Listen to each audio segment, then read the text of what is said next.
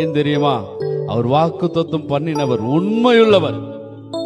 நமக்கு என்ன வாக்குத்தத்தம் கொடுக்கிறாரோ அந்த வாக்குத்தத்தங்களை அவர் நிறைவேற்ற வல்லவரா இருக்கிறார். மனுஷன் பாருங்க, பெரும்பாலும் சொல்லுவான், அதை அவன் நிறைவேற்ற மாட்டான்.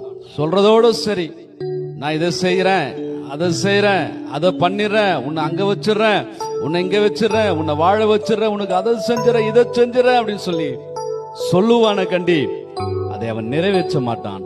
ஆனால் வானத்தையும் பூமியையும் படைத்த சர்வ வல்லமையுள்ள தேவன், அண்ட சராசரங்களை உருவாக்கின அனாதி தேவன், அவர் வாக்கு கொடுத்தவர், வாக்கு மாறாதவர். அதனால்தான் வேதத்தில் இவ்விதமாய் சொல்லப்படுகிறது, என்ன? இஸ்ரவேலின் ஜெயபலமானவர், இஸ்ரவேலின் ஜெயபலமானவர். அவர் பொய் சொல்லுகிற தேவன் அல்ல, அவர் பொய் சொல்ல ஒரு மனிதன் அல்ல, மனம் மாற அவர் மனு புத்திரனும் அல்ல.